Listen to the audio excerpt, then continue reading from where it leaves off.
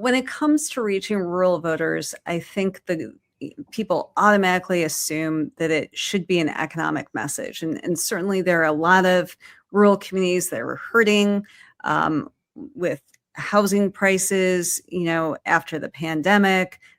Obviously, gas prices have been rising with the Iran war. Tariffs have hit families hard.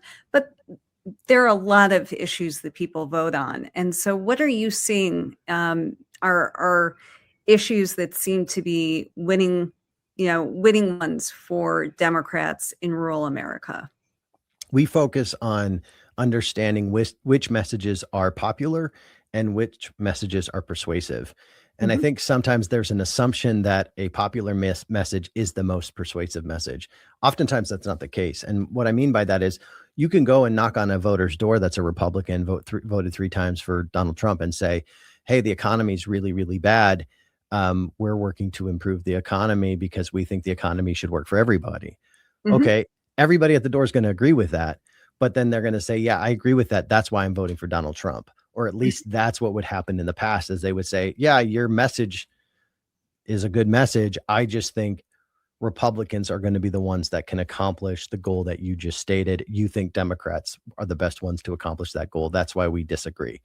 That's what the dynamic was before on economic messages, where we would go in and sort of, and we've been saying this since the beginning, our 3 focus, and this is still true today, is increasing wages, decreasing daily expenses, and improving the local quality of life. And it really just boils down to most people, but especially rural voters, are looking for the highest quality of life with the lowest cost of living.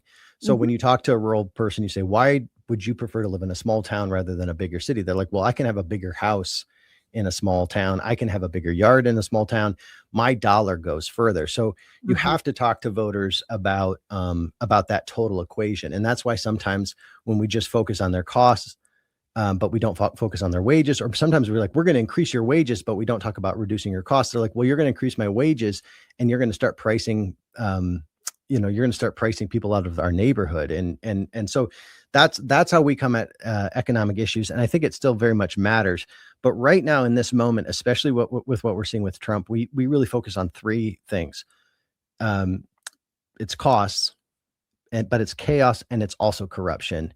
And the chaos and the corruption, I think, are some of the more persuasive messages when you actually dig into what people are saying. So they will agree with you on the economy, but when you start saying, why would you switch your vote from voting for a Republican to a Democrat or to an independent or to somebody else, it comes down to really, they just are tired of what's happening. And like, they realize that it's all lies. And in the past, especially when I was the rural outreach director for the Harris Walz campaign, so I knocked on a lot of doors and I would talk to Republicans and I would say, who are you voting for?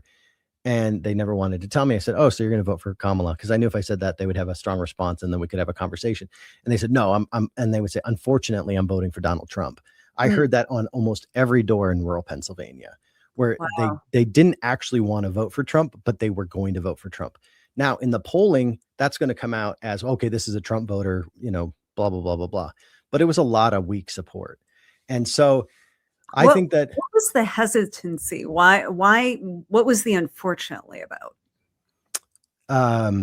So we did a poll. I saw this in polling. I also saw this on the door. We would say, if Donald Trump was here right now, what would you tell him? That was like an open-ended question that we've done in focus groups and in polling and other ways. It was always just shut up.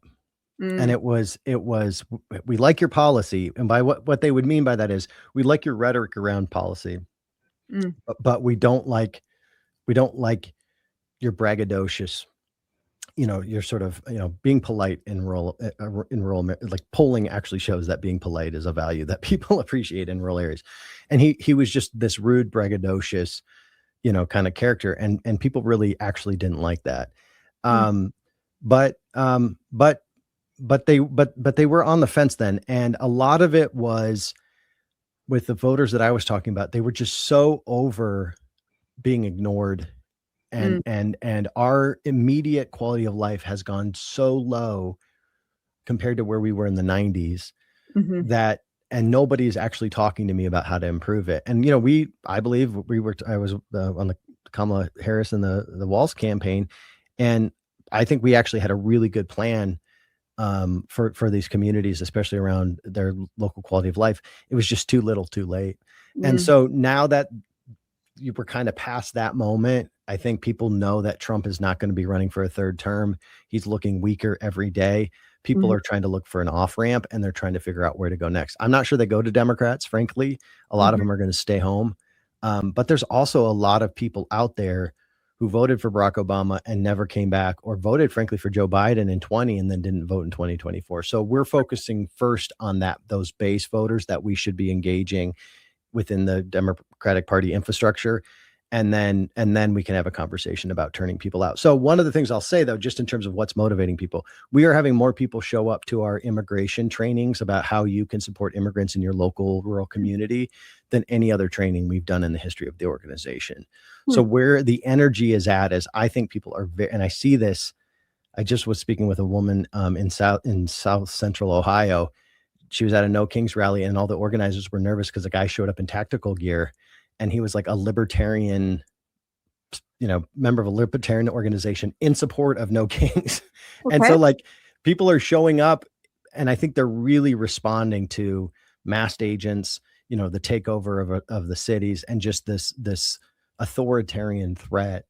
I think people are feeling in their day-to-day lives than a lot of folks recognize. And so that's why we talk about the chaos and the corruption in addition to the costs, because those, I think, are very persuasive, especially for people who knows where they end up in the next couple of years in terms of who they vote for. But in terms of stopping this administration right now, I think are kind of key members of that coalition.